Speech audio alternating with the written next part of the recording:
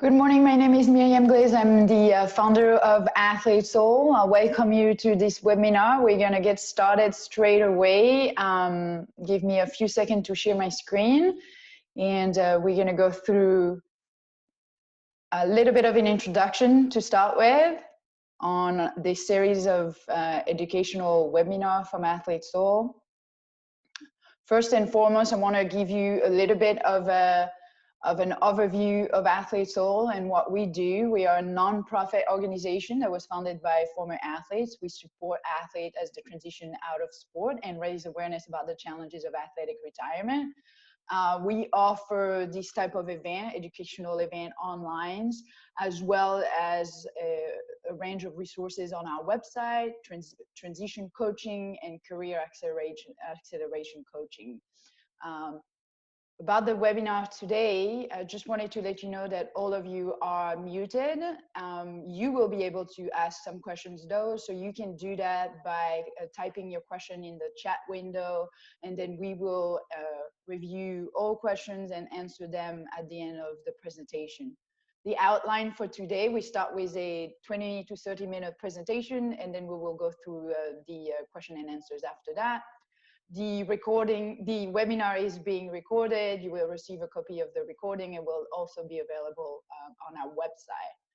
And finally, this webinar is part of a series of webinars that we are hosting on athlete personal branding, networking, and also alternative sources of revenue for athletes. So stay tuned. This is the part 2, and we have two more to go after this one. Here's a list of some of the upcoming events that we have online. Our reminder is that all of our online events are free, so you can join at any time. You just have to register. There's a one coming up tomorrow, the industry insight on the sport business and the sport industry, and then a range of events in the next few weeks. You can also visit our website for more information or send me any questions on my email at myriam@athletesoul.space. For today, we start with practical tips for utilizing your personal brand. And this is really a follow-up from last week's webinar with Steve Bitter, where we started talking about sponsorship and your personal brand. So I wanted to start reiterating again that as an athlete, you are an influencer, right? You are a role model for others. And so your goal really in this path to getting more sponsors, more awareness, and more eyeballs to look at you is to grow this sphere of influence that you have. So you start from you, the person, then you have your circle of family and friends and your local community, and you want to grow from there. So you can think about different pockets that where you can grow the number of followers that you have. We had a great question last week from Daniela on how do we get to have more people looking at us outside of our normal range of connections. So you can do so looking at your school, your college community. For example, if you are just getting into college, you are now a role model for your high school. Your high school may want to use you as an example of someone who is successful, who is an athlete and a student and is successful in these endeavors. So you could go back to your school and try to connect with the current community at that high school. It's similar in your sport. Think about all the pockets of influence that you can have, whether it's your club, your league, at the national level, at the international level, in other countries, people that you have competed against, or people that you have been training with. Think about many different training camps that you participated in over the years. These are all pockets where you can grow your network. And finally, look at your other interests. All the things that you do outside of sport are ways to connect with other people and grow your influence once again. So depending on what you have as a hobby, where you travel, maybe friends of friends within your family. So all of these are elements to increase from you to a bigger community. I'm coming back a little bit on the reason why you need a brand. We've talked a little bit about this last week, but I think it's really important to reinforce that message. Having a brand will help you get results much faster. It will give you focus and direction, and it will reinforce your message. And every time you have a doubt on what you want to post or how the things should look like, then go back to your brand, and it will make your message much more consistent, and it will make it clearer. And it's like any other brands, or something that you do in your sport. You're repeating a movement all the time, right? To get it perfect, to get it right, or to get it faster. And so that repetition gives you muscle memory. And it's the same thing when you consider the people that are watching you. They need that amount of repetition to really understand what you're about, to really get that imprinted in their mind, to know, oh, okay, that's what you stand for. So really important to stick to your brand, and that will make you the reference in that space, and it will help you connect with your audience. So your story. What is your story? We talked a little bit about it last week when we were mentioning primary interest versus secondary interest, and probably a lot of you sort of question themselves on how, what is my story? Why is my story different? Or how can I tell my story? So the first thing you need to remember is you need to be authentic and true to yourself. This is your brand, and it's to reflect you. You don't have to create something that doesn't exist. That's the first step. And then start with the basics. Who are you? What do you do? Where are you from? How do you introduce yourself to people? That should be perhaps your first step. And then continue to dig into your interests, your goals, your primary interest, your secondary interest. What do you care about? What are your different identities outside of sport? These are part of your story as well. And then eventually go a little bit deeper and really ask yourself, what are your values, and where do you want to be later on in life? And then how does your sport plays a role to get you there? Not how is your sport everything in your life, but how your sport is a vehicle to get to that point. So get some perspective, step back a little bit, and understand in your story what is the role of your sport instead of the reverse order. And I think what's really important is repeat your story as many times as you can. Practice telling your story. You want to perhaps write it down. You may want to record yourself, either audio or video, and repeat it every day, just so that you can refine it. You're comfortable at telling your story, and it resonates and it feels genuine. You want to be able, it should be automatic. And the more you will practice it, the more it will stick to you, you will believe it, and others will be convinced by it as well. So lots of repetition, just like you do in your sport. Now we're getting into more details on how do you define your brand, how did you define a brand?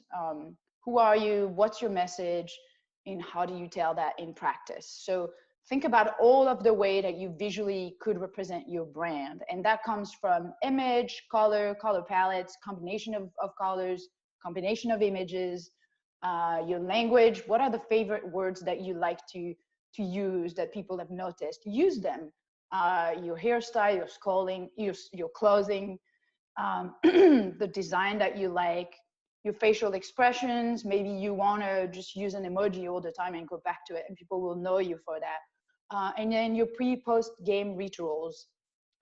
You have to remember that as an athlete, you are being seen all the time, right? There's not a lot of places where you can hide. When you practice, this is technically could be seen by other people. When you compete, when you train before your competition, when you travel, when you wear your uniform. So really important that you think about all of these touch points where people can recognize you and recognize your brand and what you stand for. And instead of letting things define you, now you take control and you define the narrative for yourself. And that's what really having a brand is you now taking control of the narrative. You choose what it looks like. And this definition of brands, also think about the channels you want to use and what they stand for, whether you want to use TikTok because you want to be on videos, or Instagram because it's more visual and inspirational, or you want to be writing a blog because you do not want to speak and you're not comfortable with that, you're better in writing, or you want to be on LinkedIn because you are preparing for business and a different path after your sport. And then that linked into the type of media you're using, choose with something that fits you. If you're not comfortable being on video, then you don't have to do a video. Go through something different that you can control better and that you're comfortable with. And then also think about the things that you don't want to be. And that's really important in the moment when you may be under stress, where you want to be able to revert to your brand as a default setting because you are perhaps a little bit stressed and overwhelmed. And instead of letting your emotions that you perhaps do not want to have out there be seen, then you can revert to your brand more automatically. Brand differentiator, that is so absolutely important because you want to set yourself apart from everybody else. How do you cut through the noise? How you are different from what everybody else does. And there are ways, you could be the best, you could be the first at doing something, but being the only person will really set you apart. There are only a few people that will be able to be the best, especially in sport, and you may not be there yet. So think about other things that can differentiate you, whether it's your image, your style, or your look, or a specific skill that you have that nobody else has, or just an extraordinary story. So think about how you cut through the noise out there, especially on social media. It's more and more crowded, and so you need to find what is your difference. And here are examples from other athletes that have been able to do that really well. And of course, now they are very well known, but in the early times, they possibly have started doing the same thing. And then because it's been repeated over time, they've been able to really attach this to their brand. So you'll see it with the sign from Usain Bolt and Megan Rapinoe every time she score a goal, and then Michael Phelps in his competition swims always showed up with his big headset. That was really something that is his signature. And then I put also a picture of Colin Kaepernick here. One, obviously, for what he stands for, and this kneeling has been really a sign of his brand, but also his hairstyle, I think is something that we can all recognize him for. And a few more examples here. On the left-hand side, we have Shawn Johnson, who's really been known for his red hair, as he was in the ski world. Gail Devers, you might be a little bit too young, but she was a track runner from the US in the 80s and 90s, and always had these long nails. And obviously she was fantastic track athlete, but she also was known for that specifically. Tiger is known for wearing his red shirt on Sundays, and there's been articles about it. We obviously know the Black Mamba for Kobe Bryant. You Like That, the saying from Kirk Cousins. And you can also be known for your story or specific skills. So John Herschel is known for being the mathematician in the NFL, and Damian Lillard is not only an NBA player, but also a rapper. And I think one of the biggest statements that Serena Williams has made over the years, very, very early on in her career, was on our clothing and design. I mean, who would have thought that you could have played tennis wearing a tutu? This has been incredible, and she's really pushed it to the extreme. And she made a statement on the court and eventually moved into the design and as a business into the fashion industry. And that's really something that is linked to her brand and resonate with who she is. Here are examples from social media. On the left-hand side, you can see Laurent Duvernay-Tardif. You can clearly see from his feed that his colors are red and white, actually links to the fact that he's Canadian, that he plays in the NFL for the Chiefs, that he won this season. There's quite a few things you can learn on his feed. He's obviously into fitness, and you can also see that he's a doctor. And if you look at the right-hand side, another football player, this guy's a different interest, and it's very clear from his feed as well. He loves his dog. He's a family man. There's a few pictures of him with his family. Obviously, his colors are green, which link to his team and the outdoors. And he's a hunter. So really, you can design your feed to represent a very specific brand.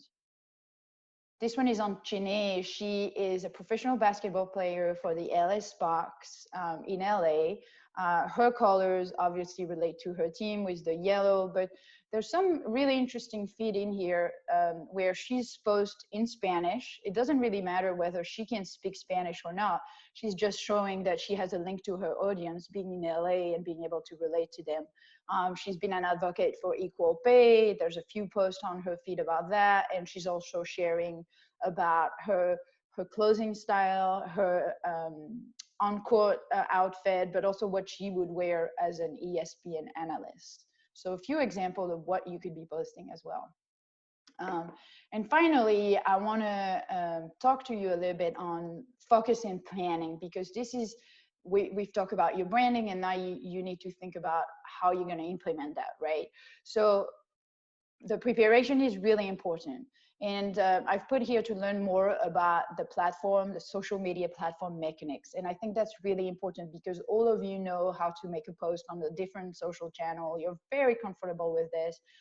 But do you really know how each of the algorithms work for each channel? I think it's important that you read about that, you understand what will give you the most traction on each of them, so that you can get the fastest result. And define your strategy for each channel. They might be different. You might want to post several times on Instagram, but you may want to post only once a week on LinkedIn, for example. So just define this, and the last step of your preparation is to clean up your channel so they in line with your branding, what you've defined before, and they're all consistent with each other.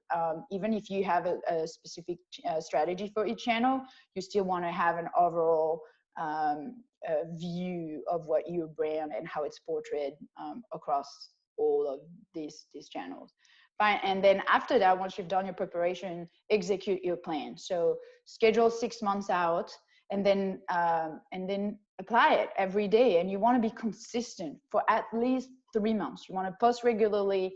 You want to make sure it's consistent. You may make some review and adjustment as you go during those 3 months, but it's important that you stick to it. You want to pick your lane, stick to it, and don't change for a little while so that you have actually a clear vision of whether it was successful or not.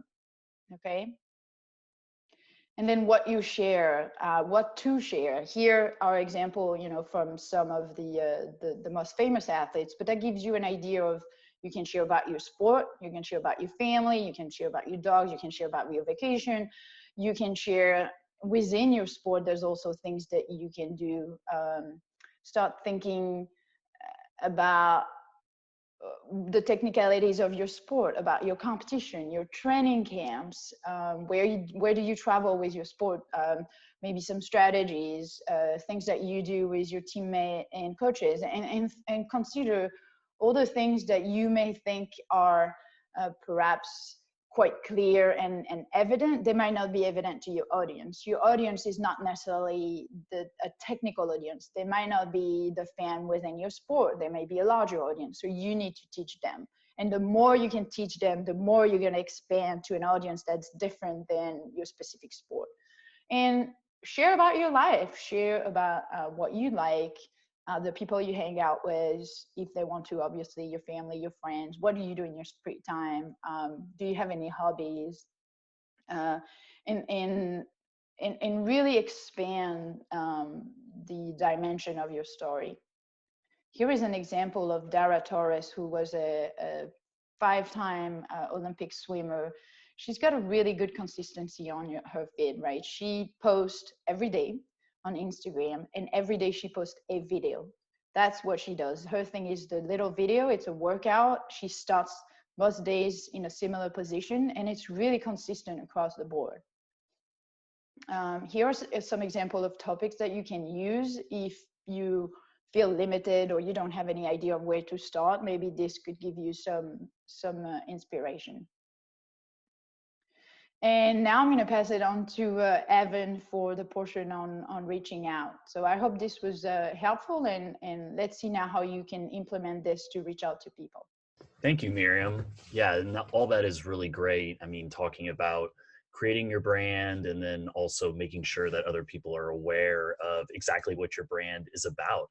A lot of that is obviously going to be on social media, but want to talk just real briefly on reaching out to people. And that is another great way that you can take advantage of not only building your brand, but also building your network. So there's a lot of different ways that you can be reaching out to people, and a lot of reasons why you can reach out to these people. So whether it's offering help, requesting to be interviewed, maybe on a podcast or for a magazine, and I think also connecting with potential sponsors, and also potentially building your network and finding mentors and maybe finding people that you have connections with. These are all great reasons why you should be taking advantage not only of building your brand on social media, but also reaching out and trying to build relationships with people.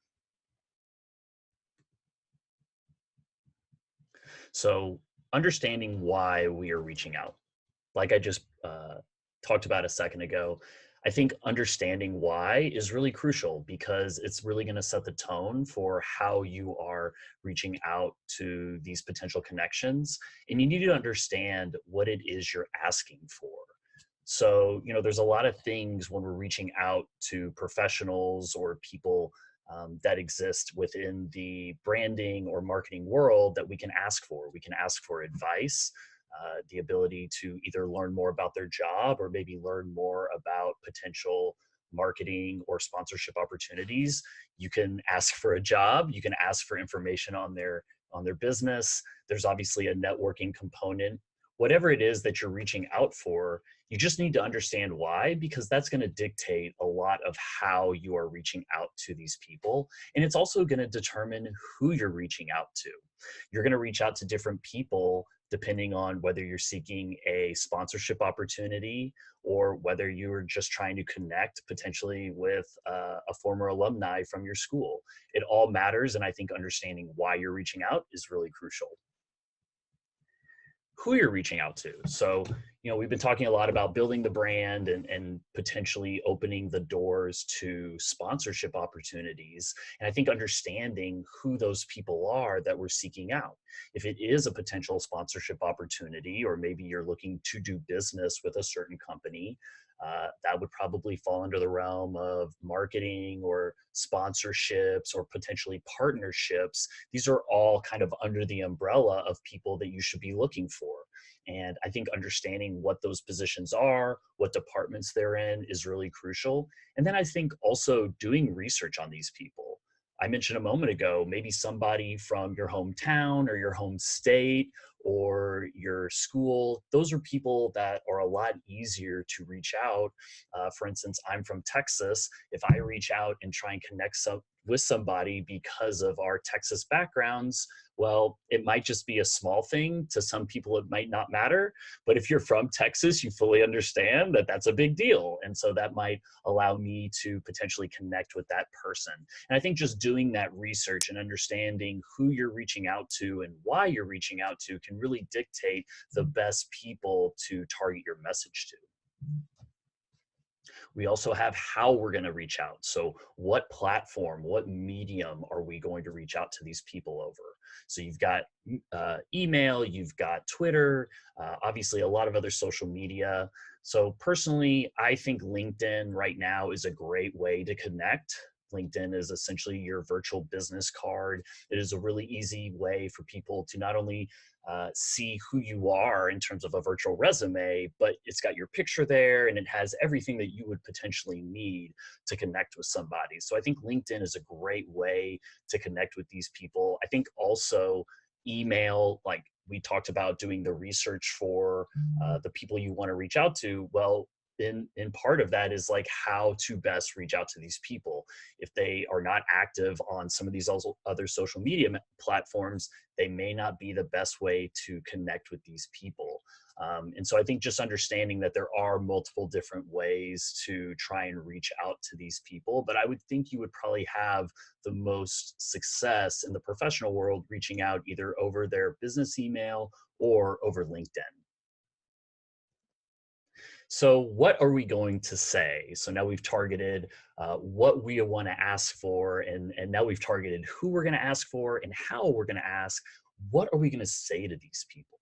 And I think understanding this is really crucial because ultimately there is going to be an ask. You are not reaching out just because you want to gain a Instagram follower or gain a LinkedIn follower. You want to learn something from these people. So whether it's is there a potential sponsorship opportunity, how potential sponsorship opportunities come about, or maybe you're just genuinely trying to learn about either the process or that job that that person specifically has. That is what we want to determine when we're reaching out. So when we're reaching out as well, and we do kind of get these abilities to connect with these people, we want to think about it in the 80-20 rule. And what I mean by that is your focus should be on learning about this person. It should not really be about you or the greatness of you or what you want. It should really be focused on this person. So as an example, if you're an athlete and you're looking for a potential sponsorship opportunity, I think a great way to go about this would be to actually reach out to somebody in sponsorships, in marketing, in partnerships, and really kind of try and learn about their job. And maybe ask them specifically, how do people from smaller sports gain sponsorship opportunities? How does a company like yours target which athletes or celebrities they want to partner with? What are some of the main things that you guys talk about as a department or somebody in your role look for? That can give you really good insight. And you may not even have an opportunity with that specific company, but it might give you really good insight on some of the other companies that you're interested in reaching out to and knowing how best to access and talk to them about some of these opportunities. I think also understanding when you do get these people on the phone, how long is this conversation going to be? So I think really I would actually ask this in my initial email when you're asking these specific people, whether it's for a Zoom call or whether it's for a phone call and maybe a face-to-face meeting. I think you should preface it by saying, hey, would love to chat with you for 10 or 15 minutes or 15 to 20 minutes, or maybe just say, I would love to grab a coffee for 10 minutes over Zoom. I think putting a specific time limit on your conversation when you're reaching out to somebody who, quite honestly, in this situation might be professionally at a higher level than you, I think that's really great because it lets that person make an easy determination whether they want to have that conversation. If you just reach out and say, hey, I'd love to chat with you, that sounds like you want to sit down, you want to tell me about yourself. Now I got to sit here for 30 minutes. And now, oh, is it my turn? Okay, this is going to be another 30 minutes. Honestly, people that are busy and people that you're going to be reaching out to probably are not going to have the time for an hour-long phone call or an hour-long coffee. So you want to be respectful of their time. And so I think putting a cap on it in your own head, saying, hey, would love to chat with you for 10 or 15 minutes, lets that person make a really easy determination. Oh, this person seems nice. Okay, I've been in that position before. I'll have a 10-minute, 15-minute coffee with this person. I think that's a great way to just get your foot in the door. Now, your personality, the way that you approach this person, those conversations could end up being 30 minutes, an hour long. I've even had a situation where I met somebody for coffee. I asked for 15 minutes. The person showed up, told me specifically it was only going to be a 15-minute meeting, and then proceeded to sit there for 2.5 hours, 3 hours, really telling me a lot about that person's job and really sharing a lot of great insights to me. Now, one key to that as well, I had a notebook. I sat there while that person was talking and I wrote down everything he said. Think about the effect that that has on somebody. If you just sit down with me and you just nod your head, okay, yeah, that sounds great. All right, cool. like, nice meeting you. But if you're sitting down in front of me and you're engaged and you're asking questions and you're writing everything down that I say, man, I'm going to want to sit here all day. This is awesome. I wish everybody would treat me like this, right? I've got all this gold and you're the only one that appreciates me. So I think the way that you approach those meetings also is really important. But again, we want to kind of think about it, putting a cap, maybe 10, 15 minutes, and then understanding how to disengage. So, you may have a lot of time as an athlete or maybe as a former athlete searching for what's next. And I think understanding how to disengage is important. You've probably got more time, more free time than they do. So you want to be very open to the signs that the meeting is coming to an end.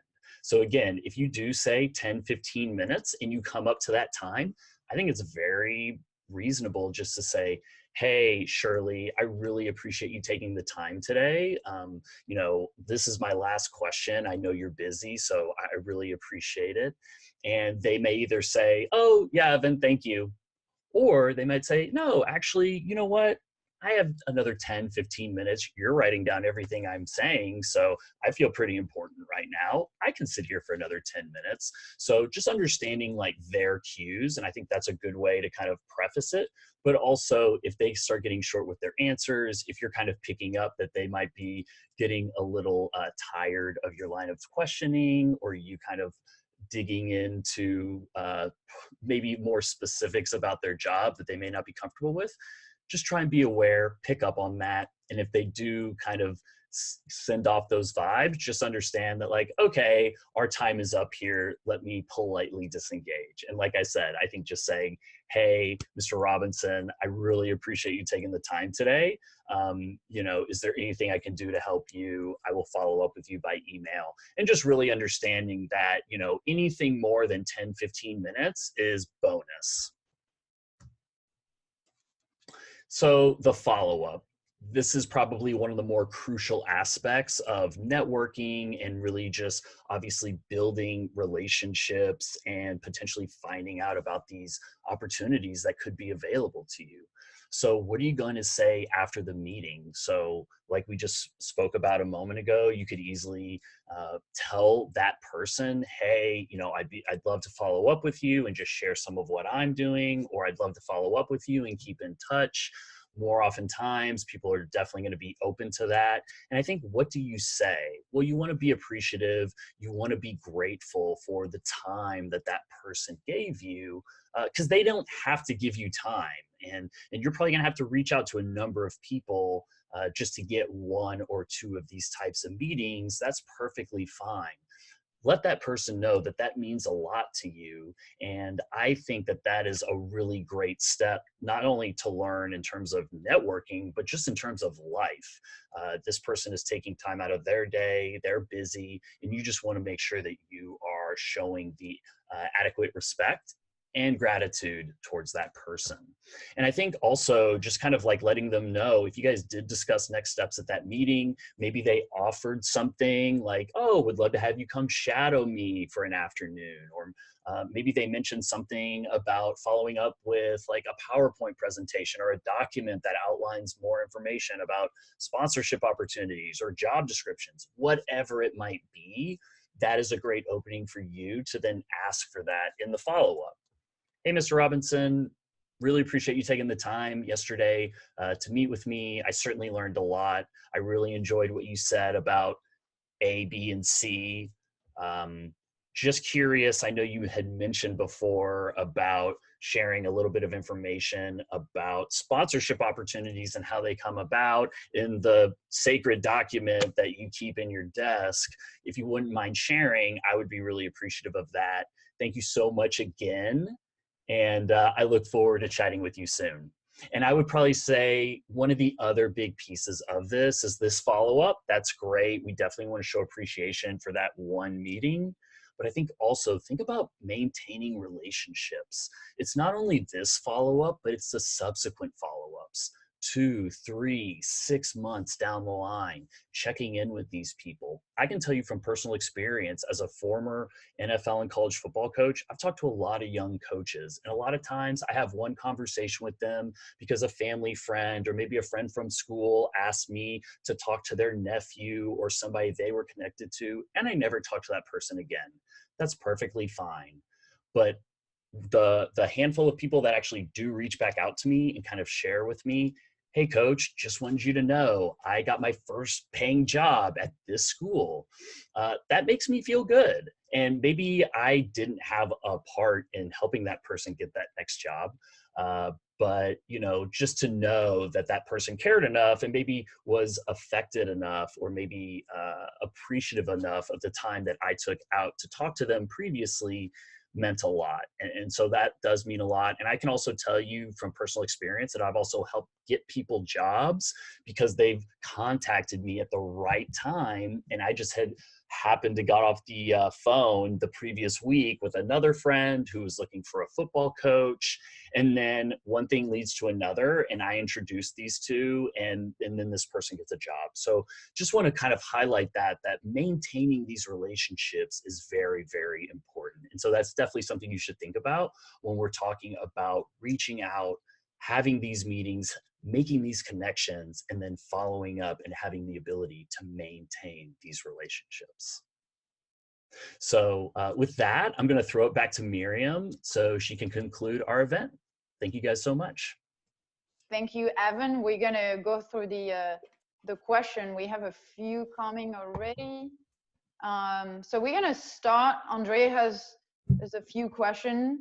So I'm going to start with that and give you a little bit of a background. So Andrea is the head coach for the synchronized swimming national team for the US, and she has several questions and follow-up. But her first one is about sharing about her team and the athletes, also sharing things that they do as a team. She is basically saying they want to be unique and they want to share the real stuff.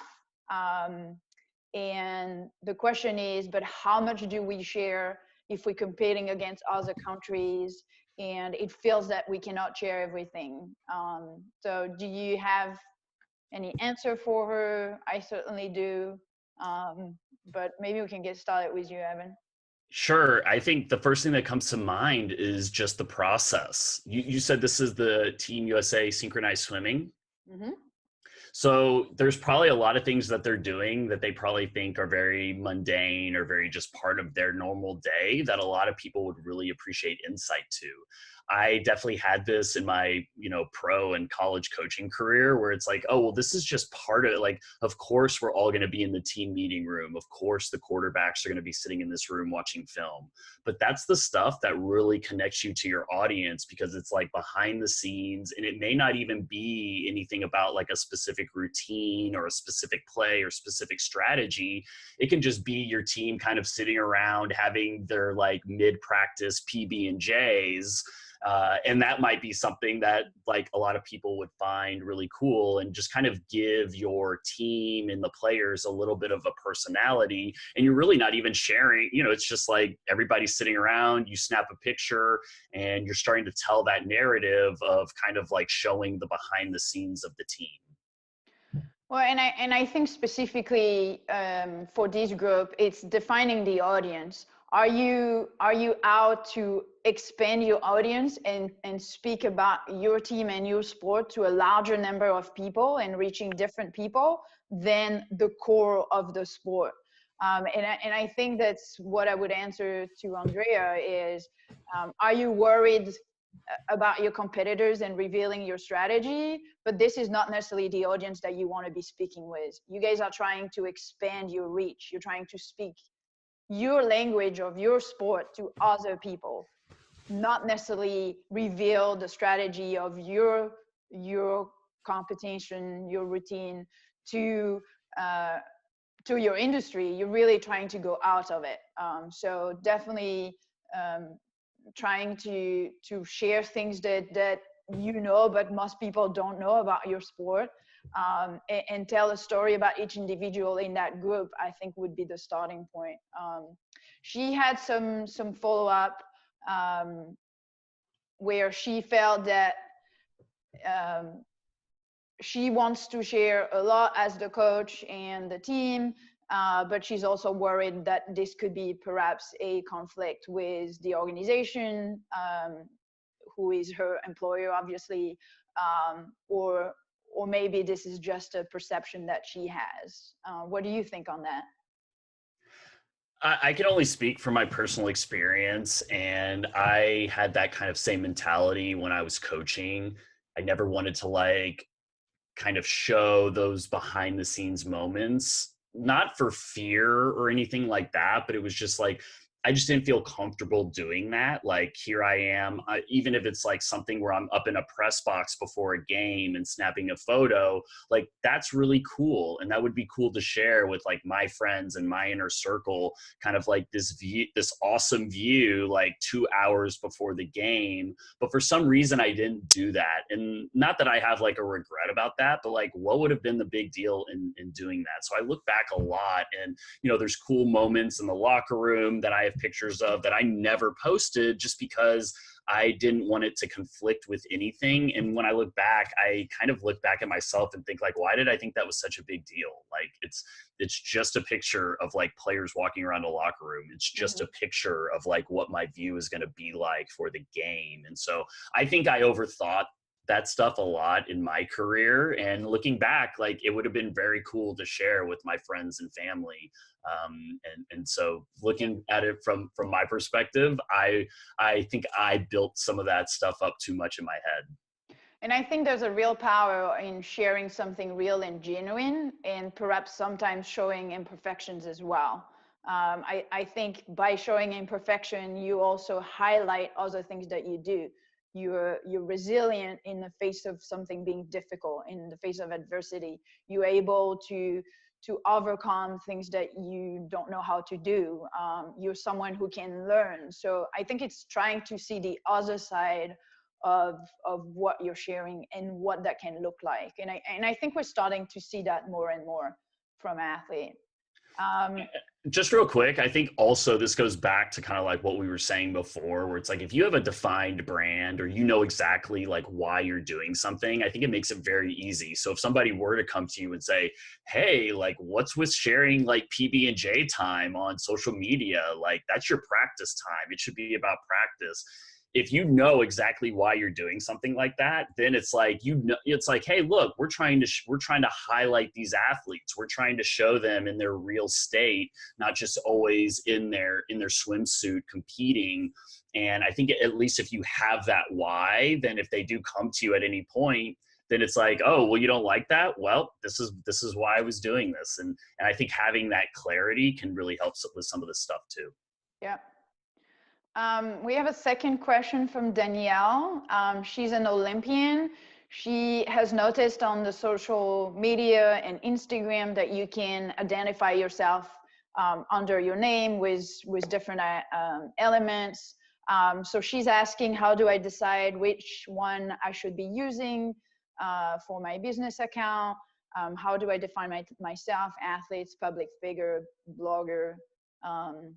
She competed in 2012, and so is trying to identify what's relevant for herself. Yeah. I think, again, you know, what is she trying to do? What is she trying to accomplish with her business? If she's a coach, then maybe it would be branding herself as a coach. If she does want to be kind of branded as a public figure, I think that could fit as well. But I think ultimately it comes down to like what makes the most sense. I mean, we have like a ton of people that are public figures, right, on Instagram or on any of these social media channels. And I like what you said earlier, where you were kind of talking about standing out. And so if everybody is kind of a public figure, like what makes you like a specific, like what makes you an interesting public figure? You know, there's so much on a platform like Instagram, and you really only have like a couple of seconds to catch somebody's attention, if that. So like, what is it specifically that you want to differentiate yourself? And I think that can kind of help guide where the best place to brand yourself on that particular platform would be. Let's see if we have other question. I do have one for you, Evan, that's sort of more relevant to what's going on right now. Do you have specific example or ideas of what athletes can do within their community to offer help and create relationship over offering help instead of just reaching out to people for sponsorship, which may be perhaps a way to like get into the conversation for someone that's a little bit more shy? Yeah, I mean, I always love asking how you can help. And so I think also kind of having an idea of like, maybe how can you best help your community?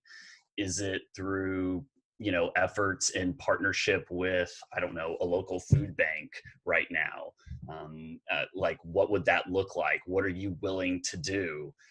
Be sure that when you do offer that help, that you are, ready and equipped to deliver. I know, right now it's kind of a really interesting time that we're all experiencing for the first time, really.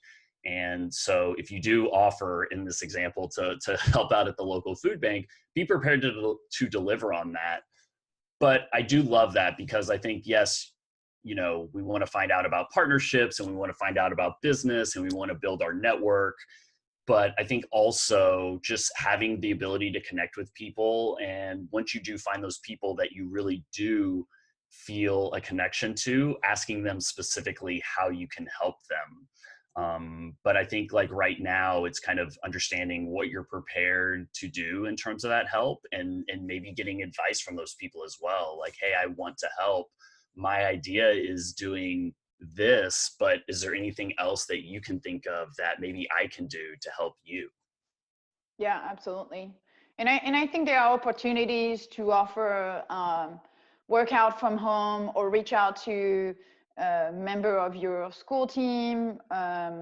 There's things that can be done either within the local community or remotely within your sport community.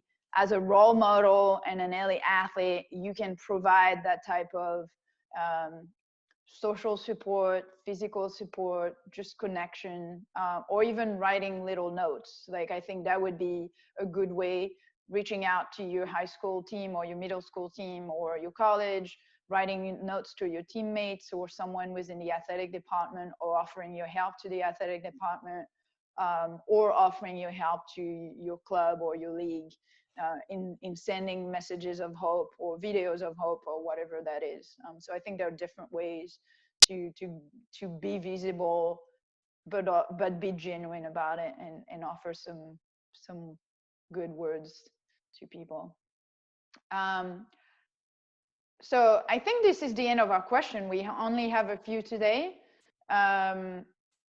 And we're running out of time as well. So wanted to thank everybody for joining us today. Hopefully that was helpful to everybody, and provided some more information following up on our previous webinar.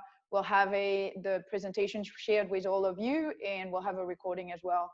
Feel free to send us questions, anything that you want to review. We're available. You can reach me at Myriam@athletesoul.space. You can reach Evan with the thanks, Andrea. Well, you can reach Evan at athletesoul.space. And also feel free to visit the website. We have a bunch of event and webinars coming up, and there might be some that are interesting to you. So thank you very much. Thanks, Evan. Appreciate it. Thank you. Thanks. Yep. Thanks, everybody.